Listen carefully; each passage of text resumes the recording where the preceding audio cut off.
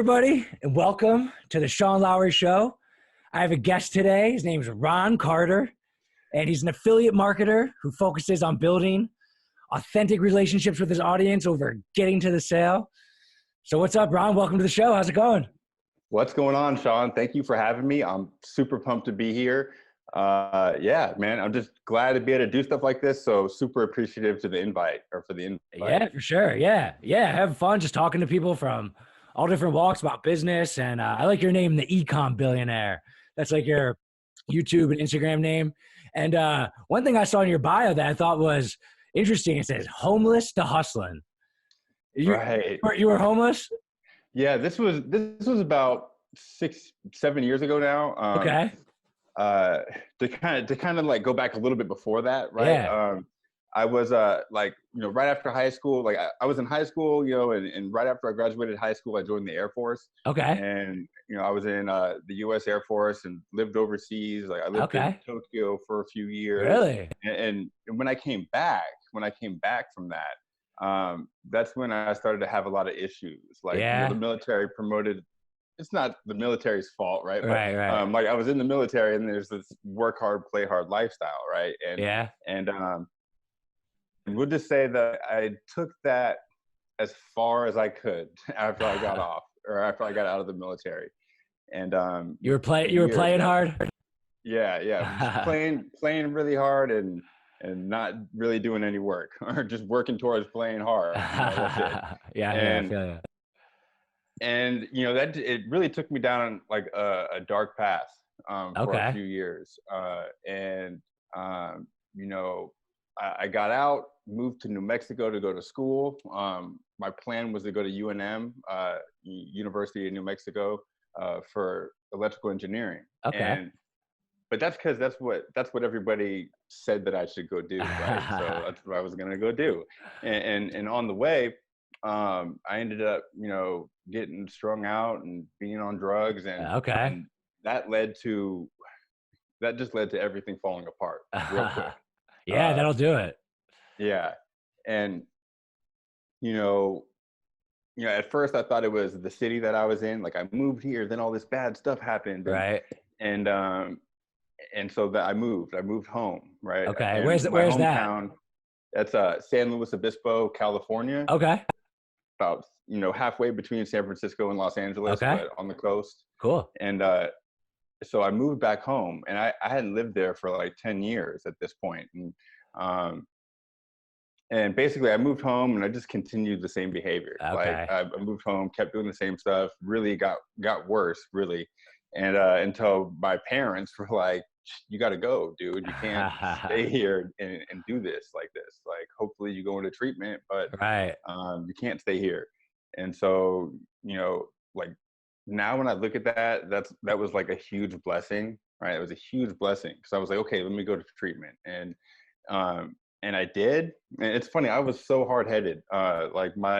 This is why, like, I love mindset, and I guess we can get into that a little bit later. For sure. But like, so I made the commitment to go, and then after a few weeks of being there, like that's how I came down to LA to begin with, to go to this veterans facility that's free for veterans. And within a few weeks of getting there, I just kept doing the same thing. It was almost like unconscious, repetitive behavior. And they have like a zero tolerance policy at places like that. You have to like move or like get into another one if you relapse, because it puts everybody else there like in danger. It makes sense. And so, but I did that, and they set me up to go to a different treatment facility, and literally like 3 blocks away.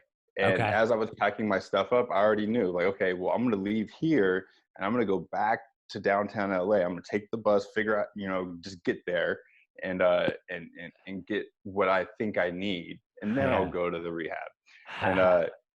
And that is what turned into like 4 months of being on the street. Wow. Because rehab always turned into the thing I'm going to do tomorrow. I'm going to do that tomorrow. Right. That's crazy. So, like you eventually went to the rehab and got cleaned up, or? Yeah. Like it's so funny. Like I really don't believe that there's coincidences like in the universe, because like Yeah. I kept doing the same thing that I was doing, Right. and I was honestly getting worse. I was like panhandling and making like $100 a day panhandling. It's actually where I started to learn how to write copy and all that stuff, even Panhandling. though I didn't know. What's that? What exactly is that? Panhandling is That like sounds asking people for money. okay. Like the Okay. person Like, who's at okay. 7-Eleven, or the guy that you see on the freeway off ramp I with always the I always thought sign. that business might be struggling more recently because now everyone has credit cards, doesn't have cash as much. So I always, Right.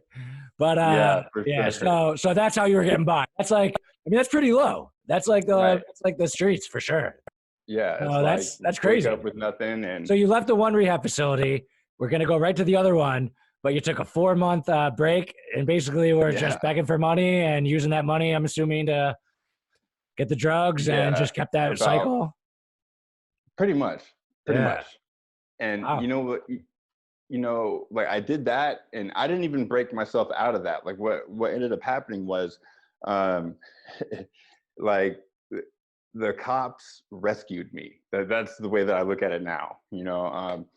But it's funny because I was asking the night before I got rescued, otherwise AKA arrested. Yeah. It was like a night that I was struggling super hard. Like I didn't make any money that day, and I was like in Okay. withdrawal, and I was Yeah. standing up at this intersection. There's no traffic there, so I'm like, it's like the equivalent of putting an ad on a website that nobody's going to, But I'm just standing there, and I was standing there because I was really hungry. I remember this like vividly. I was super hungry, and I just wanted food. I didn't even want drugs at this Yeah. time, Yeah. and that kind of let me know that I'm really hungry, because when I was in withdrawal, you're not hungry Right. for food, and so I'm just like desperately waiting for a car to come by so maybe they can roll their window down and give me $1, and Damn. there's no traffic, and I remember like I don't even consider myself a religious person, but like maybe more spiritual. And I remember just looking up at the sky and the stars and like yelling for help. Like it was the first time that I was just like, help, like I need help. And I was like crying at this intersection. And then some cars came and they gave me a couple bucks, and probably because they saw me just up there crying, right? And and I didn't think anything of it. And I just went about my evening routine, right? Mm-hmm. And the next day is when I got arrested. Okay. And when I got arrested, it was just for a possession. Like I crossed the street like when it was a red light. It was something Okay. simple. And the cop stopped me, and that started the inquiries, which led to Okay. them finding what I had. Okay. And I was only in jail for a couple days because I didn't Okay. have any other offenses. Right. And this is like a kind of like a new lifestyle for me, right? It's not something I've been doing forever. Right. And the judge just said, hey, just go back into a treatment program, come back in a month and give us the paperwork so we know that you're there. And we can start, like our probation or whatever they were going to give me. And I was like, cool. And they let me out after a couple of days. And I was feeling a little bit better. I had gotten through some of the withdrawal, and I remember like it was one of the first moments that I had some clarity. And I was like, okay, I can actually go into here and do this thing now. Yeah. And on the way there, I had told myself this story of, you don't want to go to rehab without any money, so you should just go back out there and get some Ooh, money. Right? You dangerous. can already see where this is Yeah. going, right?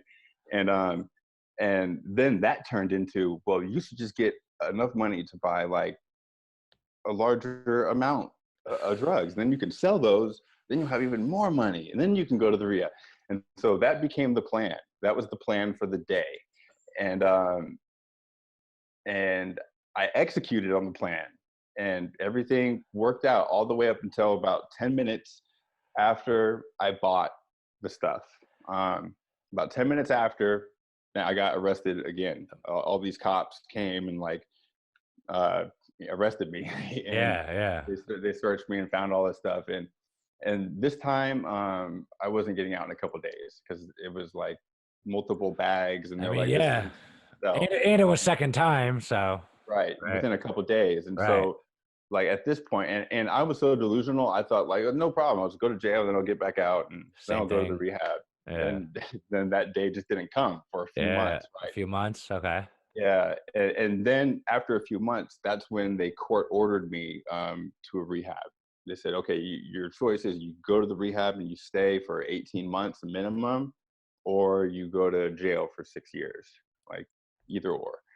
And so I took the first option, and the serendipity of this is like they court ordered me to the same rehab that I intentionally came to LA for to begin with.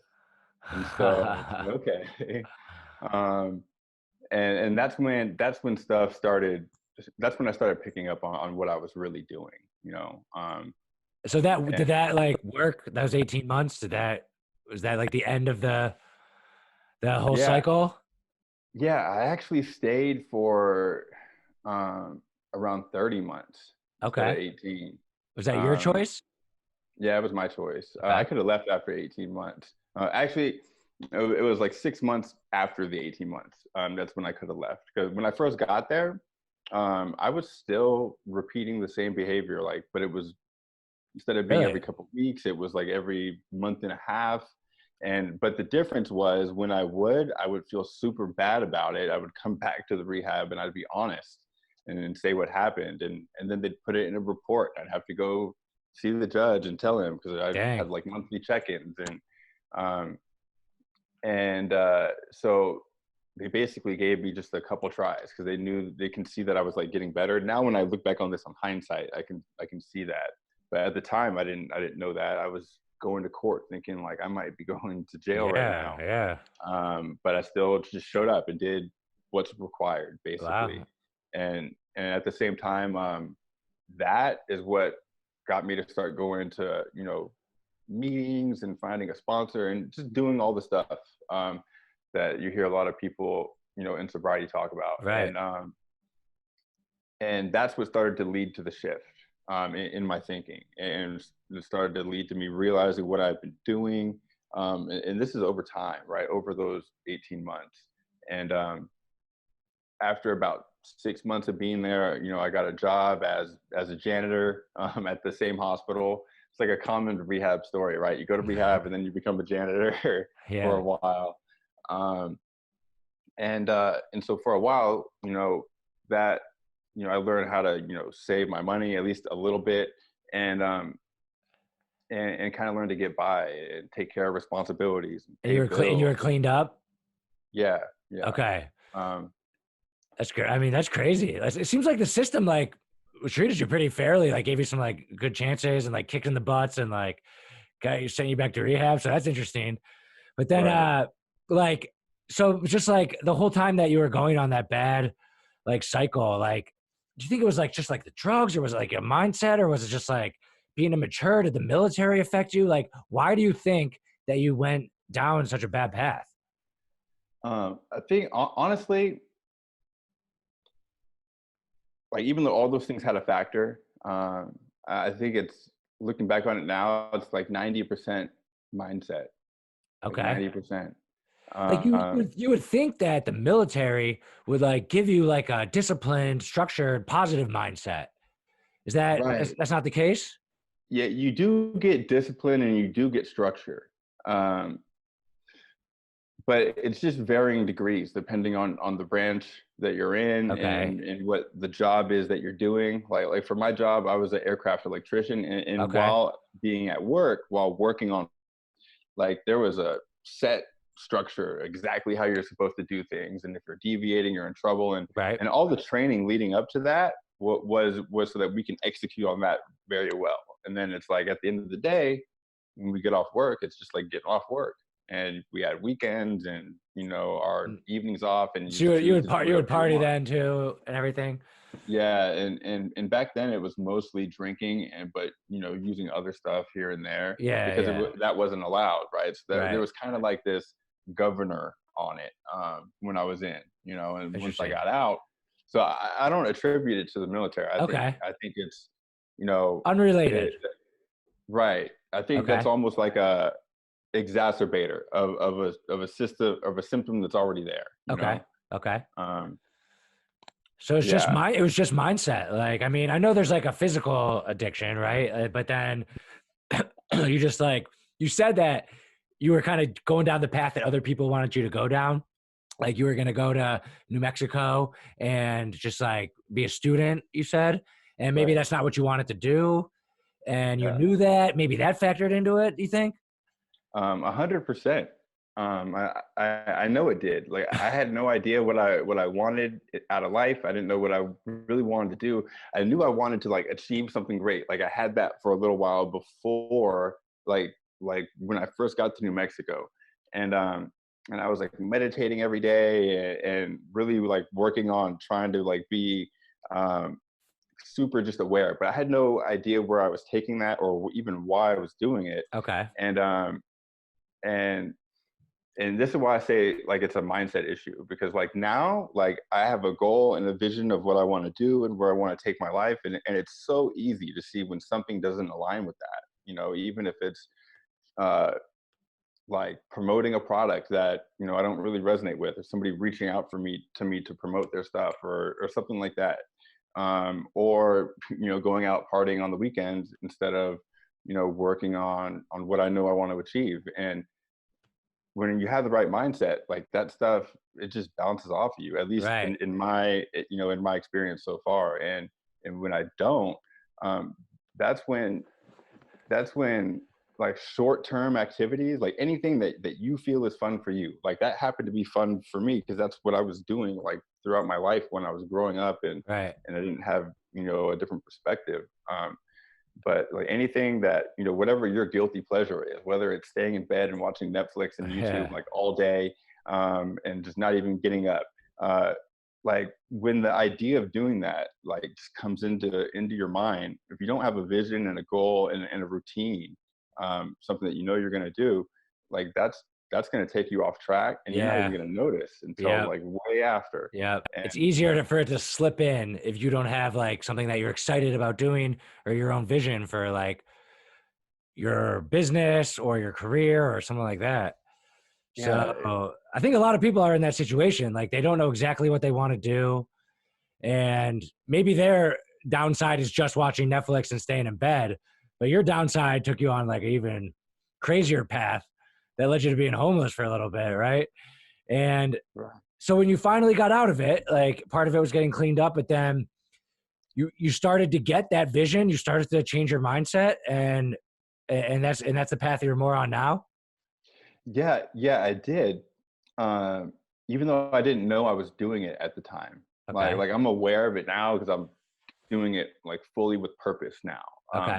But even then, um, like I had a vision when I was on the street of being like, I used to see people going excuse me, I used to see people going to work in the morning, early in the morning, and I used to be jealous and envious, like, oh, like they could just get up and get in their car and just go to work, like I Yeah. remember what that's Yeah. like. And this is as I'm walking up to the intersection, right, so Right. I could do my panhandling, and I'm thinking of like what my life is now, and that I just really want that. And this became like my vision, like over time when I got into the rehab and I started cleaning up, I was like, that's what I want.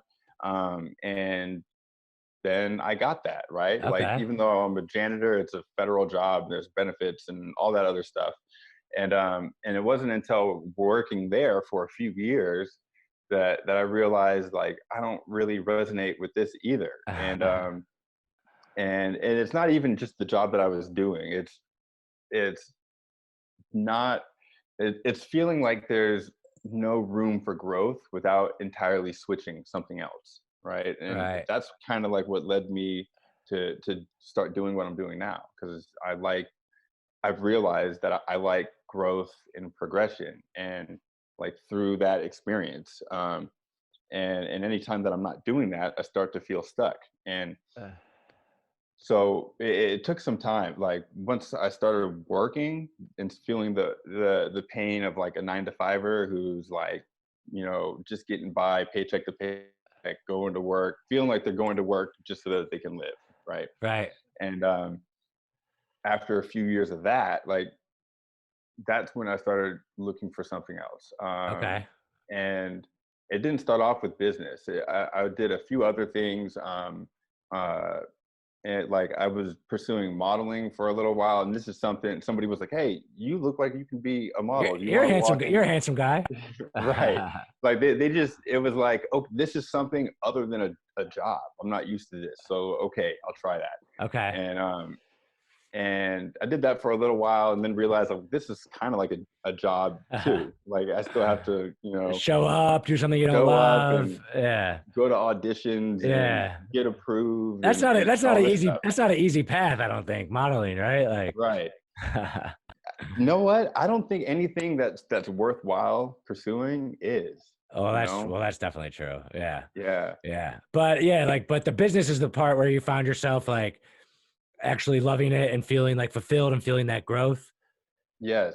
Yes. Yeah. I mean, like 100%. business is definitely my drug. Like I love every single day and like in a positive way. I'm very happy. I'm very healthy, but every single day waking up and just like clawing towards business, just growing it and that feeling, it's so exciting and it's so fulfilling that like, yeah, I don't care about doing any other stuff. Like any weekends or any fun things. Like I'm getting married in 2 months and that's like something exciting coming forward. But besides for that, like I work every Oh, weekend congrats.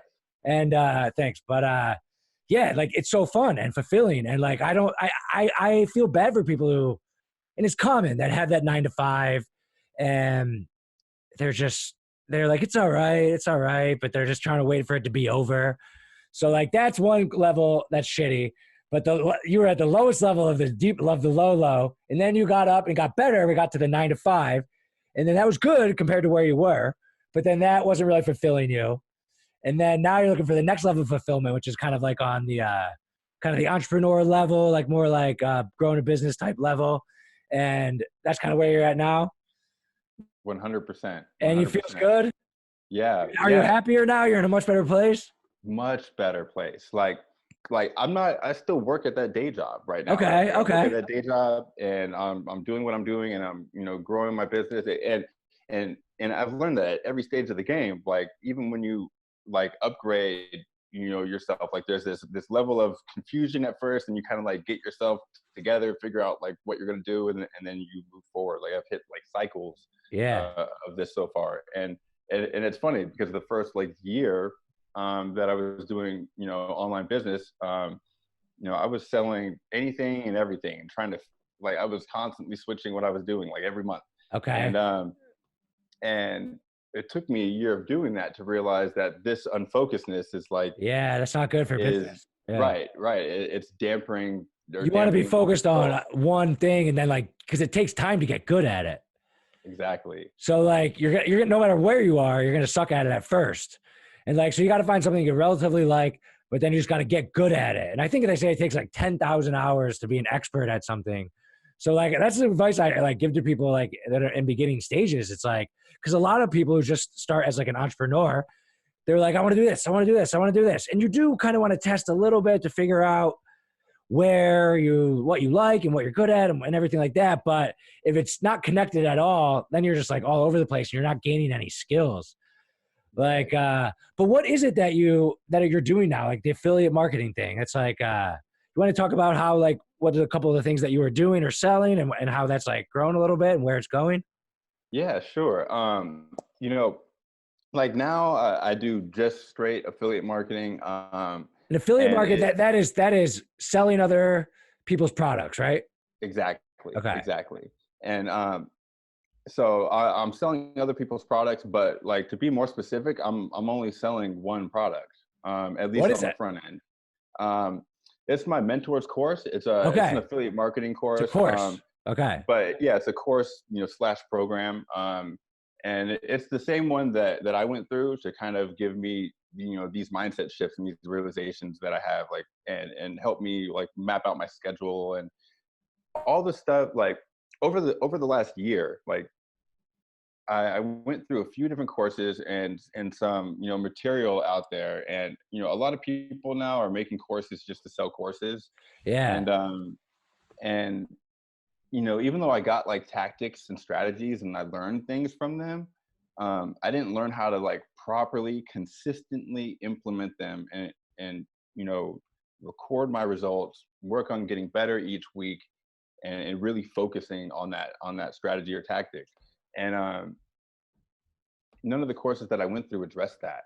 And so the reason that I really resonate with the one that I have now is because that's like all of module one. It's Okay. So this huge you mindset didn't thing. create the current course that you're selling. No, I'm selling Okay. it as an affiliate. Yeah. Okay. You're selling as an affiliate, and you are genuine about it because you went through it and it was one of the best ones that it was actually good for you. So now you're like genuinely, when you're selling it, can say that I went through it and it helped me. Yeah, exactly. I never did any course things in my life. Like I've been pretty successful in business. Like, is it what, like, what's the course? Is it like a mindset thing, or is it like specifically telling you like how to sell products, how to build an audience? Like, Um, this program is actually like all of that. okay. A lot of course, just to kind of give you the rundown, a lot of courses, like when you get them, like maybe you'll get a course on traffic, right? On how to get Okay. more traffic to your offer. And there will be specific videos showing you exactly what they're doing, to get traffic. And they'll show you how they're running their ads and how they're doing everything. And what I've realized is that if your mindset isn't right, it doesn't matter what tactic or strategy you use. Yeah. It doesn't Yeah. matter how successful that is. Because it's hard. It's hard. There's a bunch of other Right, people, especially in affiliate marketing. There's other people trying to sell the exact same product. right. And if you don't differentiate, you can't just like run an ad and like have it be successful. Like there's more to it than that, I would Yeah. imagine. Like, right? Yes, exactly. And a lot of the courses, like, that I found, they were helpful with information like that. But another thing that I didn't resonate with is people would put out courses and then they would never update it. And then when they do update it, they charge for the update. And I really feel like if you're really trying to help somebody and they pay you like a premium price, for your service and for your help, uh, that person is gonna be there, like, to answer questions. They're gonna be continually updating it and Yeah. making it better and making sure that people are getting results with it. And maybe like Um, holding the people accountable for like, exactly. that would be, I would think would be the most helpful part. Cause I mean, you can just Google like how to run a Facebook ad or right. Or like Right. you can get the information, a lot of it for free, I'm sure. Yeah. To kind of be a little bit more specific, like the course that I have, the reason, well, I love it because of the mindset part, but it's got all the tactics in there, like how to build funnels and set your emails up, write copy, like all that stuff. And be able to start to grow your audience, create traffic and focus on one traffic source. But what I really like about it is my mentor, he's at like multiple seven figures from his affiliate marketing now, and he's been doing it for about 6 years. And the whole course like outlines his first year of actually having like success once he stopped uh, trying to promote different things and really zeroed in on like one high ticket offer and like how he did that, and Okay. then all the mindset stuff to duplicate it. And yeah, so And multiple people. when you say the mindset stuff, you just mean like maybe like don't be discouraged when you don't get any sales in a day and or stuff like that. It's Like, actually like really specific. Like that's what most people are used to when they think of mindset. yeah, I guess it's actually good to kind of go into this, right? yeah, Most people think of like motivation. Most yeah. people think of stuff that makes me feel good right now. But what I found, like, working on your mindset really consists of is first and foremost knowing exactly where you're at right now and knowing that it's nobody's fault but your own. And like being able to really take stock of where you're at and be accountable for it. And from there, like, crafting a vision of where you want to go, like actually on paper, like writing out what you want people to think about you when you're not around, what you actually like want to buy and change in your life. Like, why do you want to make all this money? Why do you want to start a business? What Right, do you want to right. do with it? Absolutely. Who are you going to buy stuff for? Like actually, like, envisioning the future that you want in your life. And so, Okay. like, for example, I have a notebook. It's back in my room, but Yeah. I have all this written out. So some of the stuff, I'll just share some of my Yeah. vision is, Yeah. you know first and foremost, I want people to think of me as a value bringer who truly cares about their success. Okay. That's number one. And I want to get a house for my mom. It seems like that's common. I hear a lot of people say that when they talk about their vision, but like, it's not just because I want to get a house for my mom. Like my mom, she works at a nursing home as a nurse's aide, and Okay. she's been doing that for a long time. And to kind of help support the family, she's worked like 16 hours. When I was in high school, she was working like 16-hour days, like 6 days a week. And even now, she still works overtime, like all the time. She's not working doubles, but she's still like, It's a lot. yeah, she's like grinding. And they live in this small apartment. My mom and my dad. It's actually a smaller apartment now than the one that I grew up in. Really? And but it's in that really nice affluent area. And so like growing up my whole life, she would always talk about how she wanted a house, and she'd be like pointing out houses that she liked in the area.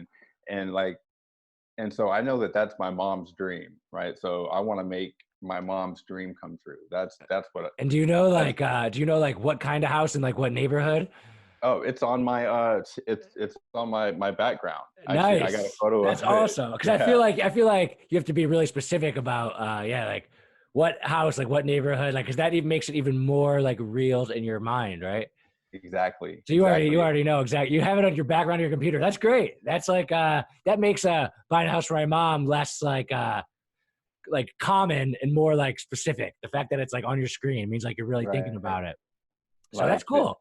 yeah, like I have it's actually it's like more of a compound than a house. There's like multiple houses and like a pool in the middle.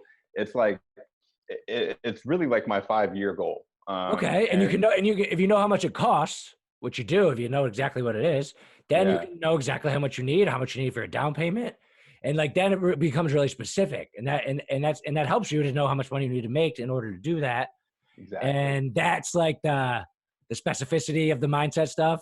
That's Exactly. good, yeah, because a lot of people be like, I want to be a millionaire one day, or I want to live in a mansion, but like that isn't specific enough to help you like get a step by step, month to month, like pathway to it. Right, right. And because like I have this goal, I know how much this house costs. Like at least right now, the whole lot is like 5 million. And so when I look at that, I'm like, okay, I know I can do that in 5 years for sure. So okay, what do I need to do? Like what kind of lifestyle do I need to live on a month to month basis to be able to make that happen? So So like wait, you want to buy her a $5 million house? yeah, Damn. it's for my mom and the family, because right now the family's kind of like scattered around like the area, but they're not living in the exact same city, and it would just be really cool to have a spot where like You're gonna need like everybody can stay. a mil cash for that down payment, probably. Right, That's a lot. um, That's a lot of money. right. But you know, when it comes to achieving your vision, like Yeah. nobody, the only person that can make your vision, small is you. That's probably like a bad way of saying that, but I know what you mean. like yeah, like you're like it can be as big as you want it to be, Yeah. right? And but the important part is not just dreaming big, but like after that I looked at, okay, like what are the like the what do I want to be able to make month by month in my life so that I can Right. make that happen in 5 years. And I listed out like the apartment that I want to stay in, and it's in Los Angeles here, and it's not really that crazy for Los Angeles. It's just like $3,000 a month. Like I list out how much it's going to cost for all the stuff that I want in my life, so I can be comfortable enough to like really grind on this and get there in 5 years. And that came to a total of $10,000 a month. And that's where I don't have to worry about anything, and I can continue to just do this. And so now, like my steps are, okay, like what do I need to do to make $10,000 a month? And with the program that I sell, like I like reverse engineered it. Like, okay, I need 8 sales a month to be able to get there, with Okay. including commissions from the program, and then commissions from other like the tools and software that people would need to actually take action on the stuff that's in the program. Okay. Um, So that so breaks it down into doable steps. 8 doable sales a month. steps, That's not bad. yeah. And so That's then like one a week, like or two a week. yeah, 2 a week, and from there, like then I map out my week of what I need to do and focus on each day to make that happen, and then just record the results at the end of every day. And on every Sunday, look at my journal, my notebook that I have, and review my progress for the week and ask myself, what things did I do right? What things did I do wrong? And what can I do to make it better? And then just Cool. focus on doing the week, better than last week. That's crazy. Yeah. So Really. like 2 sales a week, that's like, that's probably like reaching out to a lot of people and then getting a couple of people who are interested. And then you said you were making phone calls, right? So like Right. that's like really like probably the hotter leads or the warmer leads that like Exactly. you're like really calling people. That's crazy. If I had 2 sales a week, I'd go out of business because I sell products and I love selling products because like, I can sell while I'm sleeping. And like, I sell monogrammed clothing. It's like t-shirts and personalized clothing for girls. And I have found a great niche for business, but I never have to call or like convince anyone to buy anything on the level like that. And I like Right. that just because I feel like I can like scale it. And, we have our audience and we resell through email marketing to our customers. So like we could do it at like a bigger scale, but like, do you enjoy that? Like just like the hand-to-hand combat of just like calling some people, like convincing them. I Like, actually do. yeah, you Yeah, do. I love it. Like Yeah, I'm like that's really different than just, what I do, but it sounds kind of fun in a way. yeah, I'm really just learning how to do it in an effective way where, like, the whole thing is like a lot of people look at selling like it's like like I don't like being sold to, or they think that. But something that I found is like if somebody sells you something that you actually need that's going to help you, and they do it the right way, I like being you're not even sold. going to I like feel like being they're sold selling to. you. I like being Right. sold to. Like sometimes if a salesperson calls me, I'll just like even if I know I'm not interested, I'll just listen. I'll like try to see what their tactics are, stuff like that. Like I like being sold to. It's fun. Like because I'm a salesman myself, so it's like I like to see how other people do it and stuff like that.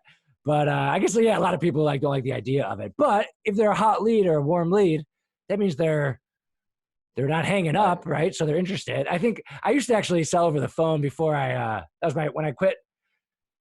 My first job was selling ads on the phone, and they would say like, "Hey, if they haven't hung up and they're still on the phone, like they're there." So like we weren't like allowed to hang up the phone. We would have to keep like asking and Just keep it asking. going. Yeah, just keep it going. But like when you talk to people, like, is there some type of like script, or is it more like it's your like what's your strategies when you're Um, talking to people? yeah, I have a basic script that I follow, but the script is not like, I mean, you probably know this from being on the phone. The Yeah. script is more like leading the conversation instead of like knowing exactly what to say. It's like knowing, okay, where do I want the conversation to go from here? And like after everything they say, like knowing like, okay, where did they just take the conversation? If it's off course, like redirect it and take them through the steps. And like the actual steps that I'm referring to are, get them to feel the pain that they're in. Like you have to get them to identify the pain that they're actually feeling, and know what that is, because you can't really sell And them if what would be an example of the pain that someone's feeling? Like uh, just not happy? like for example, like I had a sales call this morning, Yeah. for example, and um like the first thing that I do is like build rapport, say hi, all that good stuff, like just, kind of shoot the shit a little bit, and then we'll go into I'll go into asking, basically why they wanted to get on the call. Okay. And and so usually, I'll ask how their business is going, how things are doing. And then they'll start, depending on how reserved they are, like they'll start sharing, all the issues. So they might share just a little bit. They might be like, well, I'm not really getting sales, and I'm just trying to figure out, why. And then I'll just say, okay, well, tell me more about that, and just let them. Once they get to the point where they're willing to share, like what's really going on in here and what they're thinking about the situation, like they might be saying that they're not getting sales, but at the same time, they're only doing Facebook Lives and they're not writing emails. They're Are not. all these people selling like different products? Most of the people that I end up talking to, they're all doing affiliate marketing. Okay, so Whether they're selling the program to sell the products. most of them, they're selling. I mean, most of them aren't selling this program yet. They're selling other things, or like, because kind of like the way that I do things is, I focus mainly on Facebook for selling. And I put out Facebook posts every day, and kind of get people. I go into other Facebook groups as well, and That's your main, answer that's your questions. main lead source, Facebook. Yeah, Yeah, for because I noticed you haven't been posting on Instagram a lot, or like but that's your spot. yeah, that's the bread and I've heard butter. that the groups on Facebook are really good, like networking areas, and there's a lot of like value in like different Facebook groups. Is that where you kind of get some people? Yeah, exactly. And having your own group is almost like having a second email list. Okay, Like okay, uh, my Facebook group right now is like I think we're at like 320 members, nice. and and the thing is, like at first I was just accepting anybody into my group. Like, you want to come in? Okay, cool, you come in. Yeah, And yeah, but now what I'm doing is like everybody that I accept as a friend, like I look at their profile, I look at what they're doing, and if they look like they're already successful, I'm like, well, that's not a lead. They don't need help. They're not in pain. Like, so I don't connect. But if it's okay. somebody who looks like they might be interested in business, or I notice that I've answered a few of their questions in other Facebook groups, and I'm always looking for like beginner questions, people who I can tell have just gotten started, because what I found is that most of the people who have just gotten started, even if it's in Shopify or Amazon Yeah, FBA yeah. or anything like that, most of them are struggling because they're bouncing around thing to thing, just like how I was And before. thing to thing is like different products. It could be depending on how focused you are. It could be you're going from Amazon to Shopify to sell it, or maybe you're just an affiliate marketer, but one month you want to sell this software, and then next month you want to sell this other program, and So then like, yeah, like how does like so like if they're selling this stuff like and they're bouncing from thing to thing, like why are they bouncing from thing to thing? Like what do most of them use as their main like do they have like okay, if you're selling a program, do they start their own Twitter, Facebook, Instagram for that? Or do they just run ads back to like a landing page? Do they have their own website? Like if you're gonna do affiliate marketing, hmm. do you have like your own website? And then it's like if you're gonna bounce to something else, you start like a new website. The Like, best way to treat it. See, this is what most people do when they start. They start doing all these disconnected things like that. and do they try to sell But it all through like their own brand? Like, hi, I'm this person, you're my audience, and I'm gonna sell you this and this and this. Or do like they start a different brand every time they want to sell a different product? really all of the above. But Okay. what I found is the right way, and there's really no right way. Like, let me just be clear. Like, there's all these different ways, but Yeah. all of them work if you just focus on it and you Yeah. Yeah. only Yeah. focus on it. But like the way that I really like to do it is branding myself with like by creating content, right? Yeah. Creating content, branding myself and what I know, and that's why I talk a lot about mindset, because I know that whether you're affiliate marketing or not, like this can help you, Yeah. and I saw one of your YouTube videos. It was like 7 reasons why people like don't get rich. And I thought that was great content. I watched that and I love that video because like, but that video wasn't you selling anything. That video was supposed to be you maybe gathering an audience of people who then trust your credibility and then therefore might buy a product or a service from you. Right. right. Like the way that I do it, to kind of get back to your question about the leads that kind of like went Yeah. off track. Like the way that I do it is like is like gathering awareness, and I like to consider it like top of the funnel. It's a wider net. Like, you could like online business, you could like make money online stuff, you Right. could just like personal development, and the content can feel like it's right for you. And so towards the end of the video, that's where I let people know like what I do, and it's brief, like 30 seconds if that. I let them know about affiliate marketing and selling other people's products, and that's what I use these tips for. um, and if they want to learn more, they can click the link in the description, and that takes them to basically, once they opt in, like that takes them to an opt-in page where they can go to see my mentor's training that I have, which is basically his web class for the product. I only have an email list because I only sell that one thing, so it's not complicated. And from there, then it's just warming the lead up, and I warm the leads up really in my Facebook group. Okay. So that first email that they get, there's also, I repeatedly link to my Facebook group, because Okay. it's when you look at, like, if you have a Facebook group and an email list, you'll notice that when you're engaging more and more with the people in your Facebook group, the same ones who are on your email list will open more and more of your emails, and because they're familiar. Because they're familiar. Right. Right. Right. So, Okay. so what I kind of do is, like, everything is focused towards growing the Facebook group. Like, the steps are, free traffic, then, to my Facebook group or just to my Facebook profile. If they go to my profile and see my daily posts, that they're every day like clockwork, and then, a few of them direct people to the group. And once they're in the group, they can watch my live videos, which are daily in there. Okay, so And that's where you're putting all your focus, on Facebook. right, because it's like building the audience, but Yeah. at the same time, YouTube is like, I'm still doing that too, because once that kicks off, once YouTube starts promoting videos for you because you've built enough trust with the platform. It takes a lot of work to get there, I think. Yeah, exactly. So then it starts sending you leads like crazy. Right. But until then, like, I can go into Facebook, and as I'm doing this process where I'm doing the live videos, I'm doing the posts on my profile, and I'm reaching out in other groups, and I'm doing all those together, and people make their way from other groups to my profile, then to my group, and then eventually to the only offer that I have. And then it's just a game of staying consistent throughout the year. Yeah, that's great. And that's working for you. You're making some money. You're having some success with it. It's funny, man, because I just started doing this 6 weeks ago. Like I said, that's not long. Yeah. Stick with it. Yeah. Don't change to something else.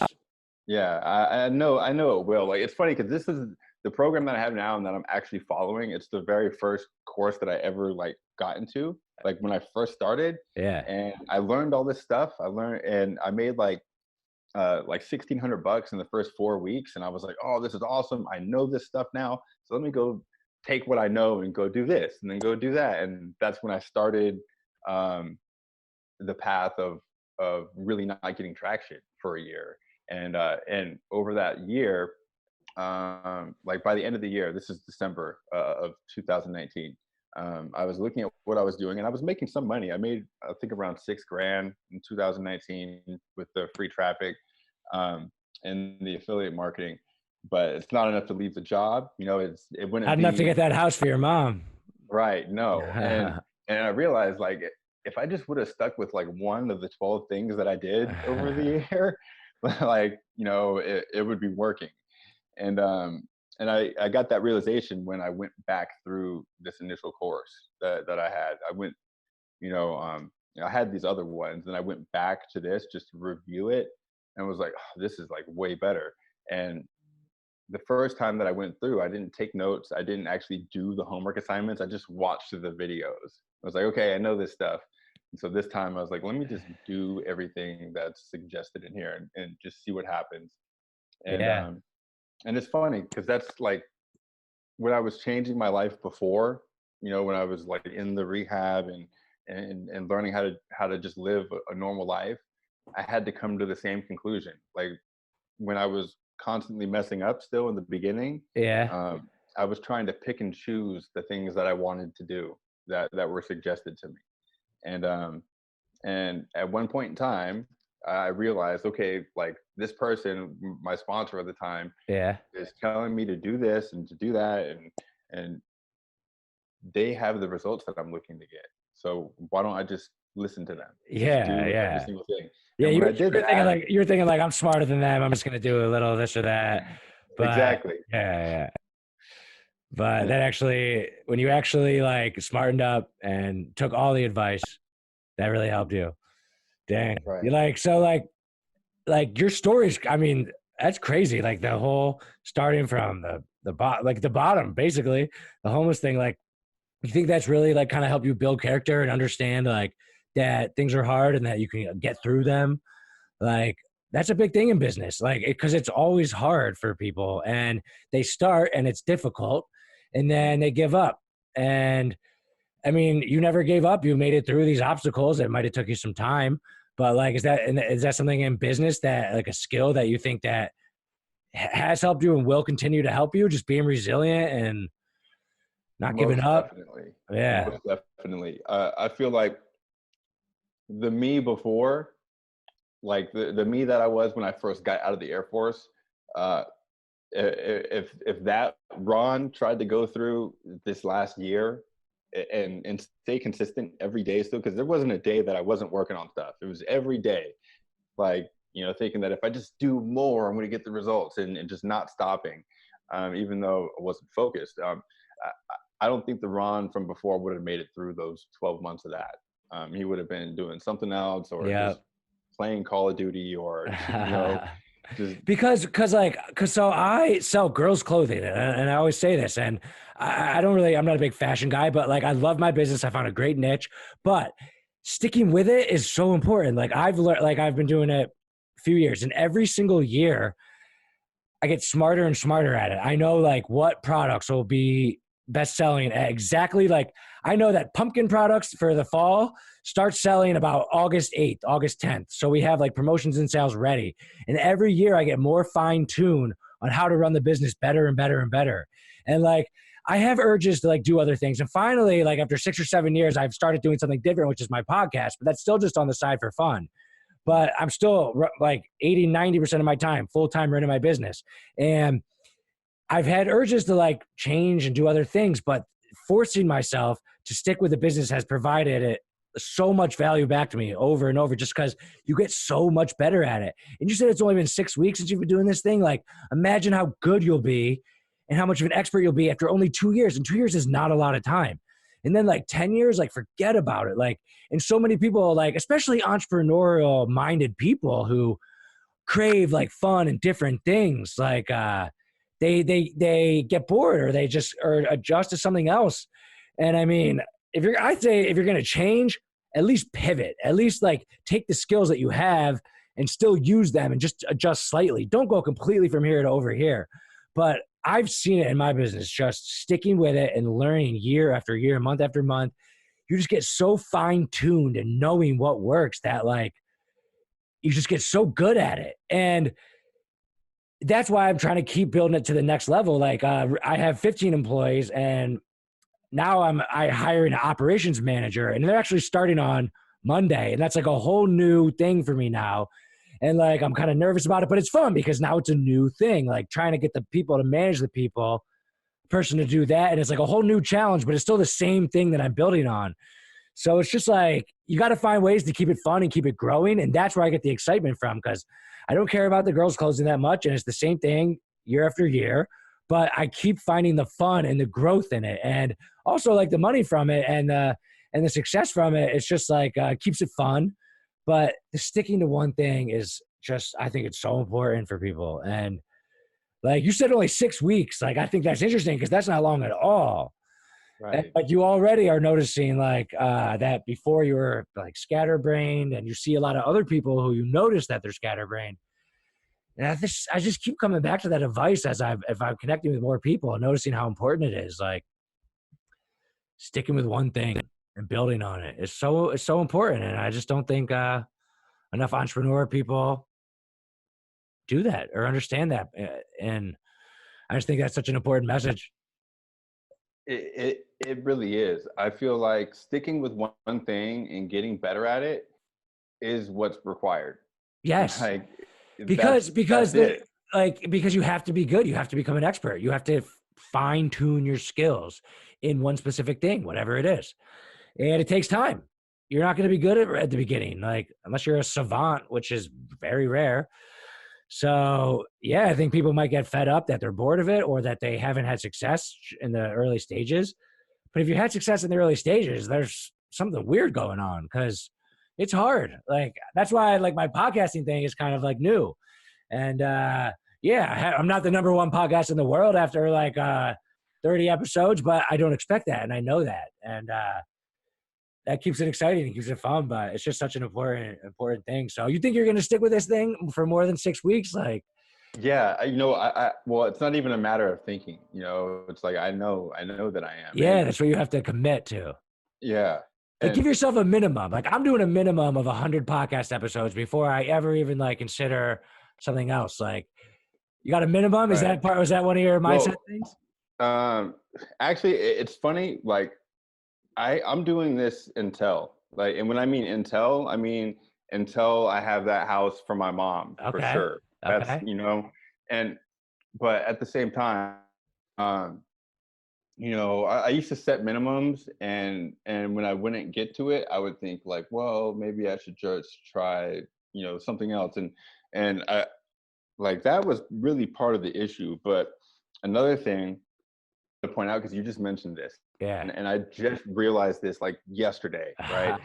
You were just saying that you're bringing on this operations manager, and you're super excited because it's like this new thing, but it's a new thing inside of your business that's propelling it in the direction it's already going, Yes. and it's at the right time for it, Yeah. and and it's so funny because I reached out to my coach, right? And I Uh-huh. reached out to him yesterday, asking him when is he asking people to get on the phone? Like when is he booking the sales calls? Like in that process that I kind of talked about, Yeah. people go from profile to your group, and like when are you reaching out and asking for calls?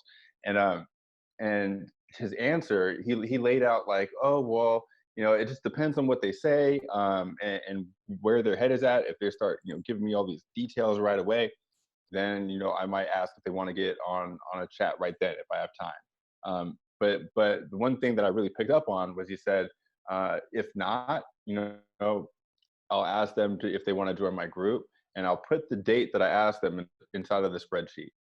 And I picked up like, okay, there's a spreadsheet. And he was like, yeah, I put that in the spreadsheet. I know what date they came in. And then I know like 10 days later to reach back out to them. And since I already talked about like their pain, I could reach out to them in 2 weeks and say, hey, thanks for being a member of the group. By this time they've seen live videos and all that Right. stuff. Right. And then I could ask them if they're still struggling with what we were previously talking about, if they want to get on the phone. And like just hearing that, it let me realize, like, okay, I got to create a spreadsheet. I got to start when people are coming in, and like I'm kind of doing that, but not detailed as what he's. As soon Yeah. as It's I like thought of that, it's I like a got sales management. Like yeah, right, like tracking your communication over time and knowing like when the 10 days, that sounds good because it's not too soon, but not too far where they forget about it. right. And you can't But forget. the whole thing that like I got excited about though is I realized like this is like a new thing that I got to do, Yeah. and that Yeah. got me excited. And Exactly. then I realized like this is the key, finding out what the thing that you actually have to do is to continue moving forward, not Yes. change direction, and Yes. that's where you get that new satisfaction. Yes. Yeah. You So just stick with keep the doing same that. thing and get your excitement, not from switching to something else, but from finding something new to build on in the same thing.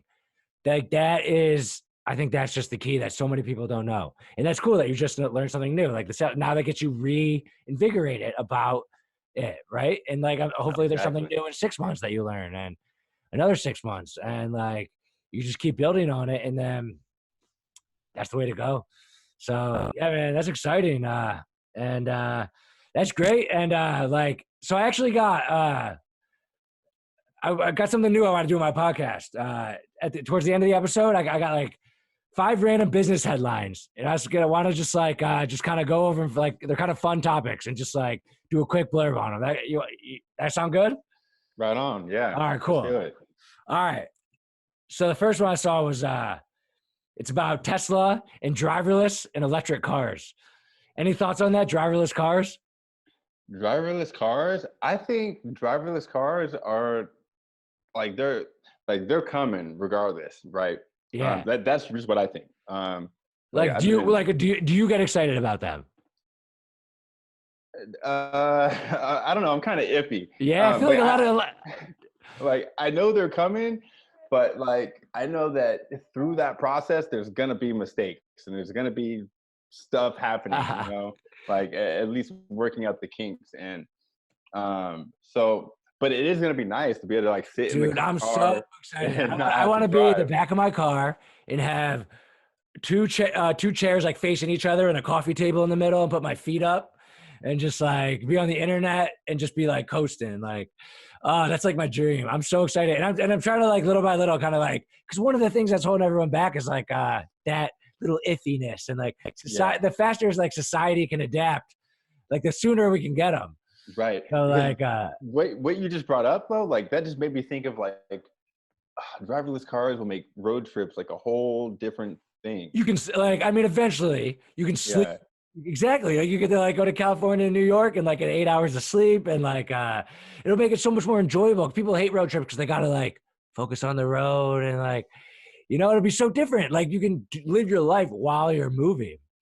That's what excites me. It can be so much more efficient and just like how many people waste a lot of time driving? Maybe not in your like online business world, but but the one thing I'm not as excited about is like the electric car thing. It's cool, good for the environment. I'm all for that, but like it takes longer to charge it.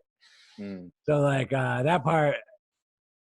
Yeah, maybe they can get some better batteries or something.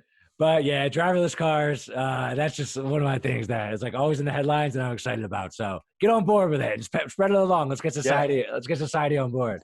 It's funny because my vision is one of the items on my vision is to get a Tesla. So I want one already. So and they're not fully driverless yet, but they're like the best at like getting there. And one thing that's the coolest thing about Tesla is that just like a iPhone, it'll like update. Like if they have a new software, it'll download right to the phone. Like they have that for the car too. So like you have your driverless features, but if they like advance them, it'll like download to the car. So like I think that's so cool. So you like like you can have like the model and then they'll help with the update. You can just download it and then it'll be like better driverless capabilities. So yeah, I want a Tesla too. That's gonna be my next car. I'm so excited about it.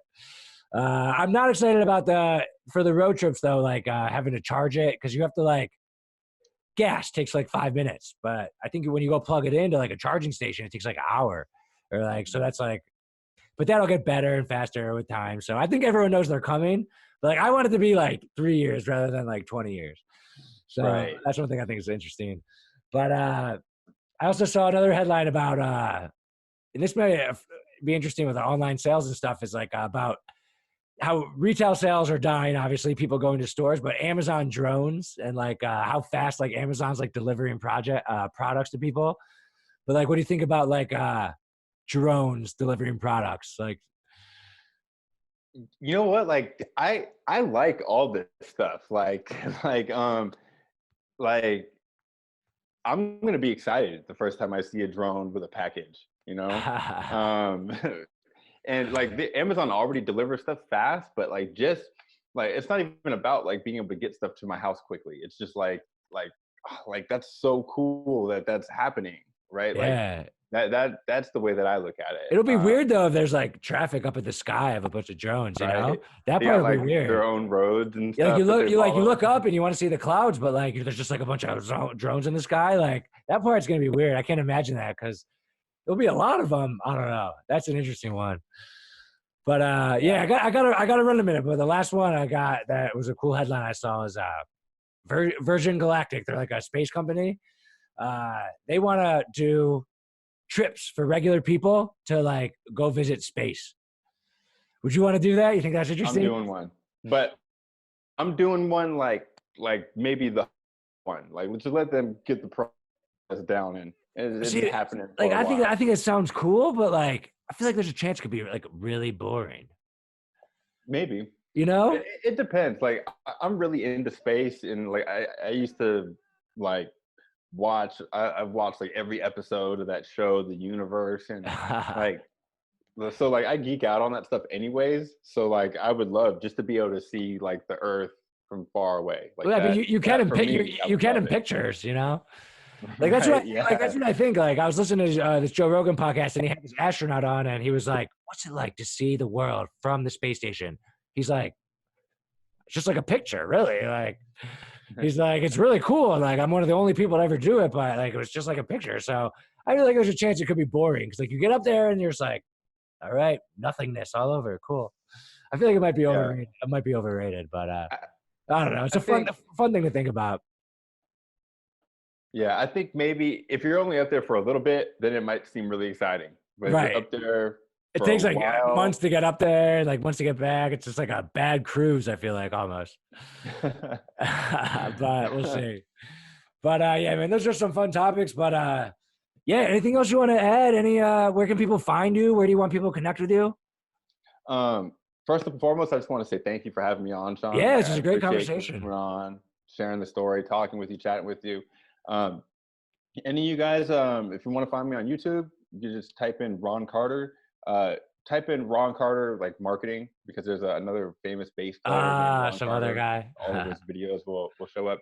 But or you can type in. You can go. Let me just give you my actual website. Right, you just go to roncarterofficial.com, and that's where you can see more about that training that I talked about earlier, and contact me, and get to my other social platforms. All right, yeah, and I'll link that up in the podcast and everything. Awesome. Thank you, So Sean. check it out. Appreciate you inviting me on. Awesome. All right, cool. So thanks for everyone listening. I hope you learned something. We had Ron Carter from homeless to hustling, affiliate marketing, mindset, outer space. We covered it all. And hey, man, I appreciate it. Thanks for coming on. And thanks everyone for listening. Peace out.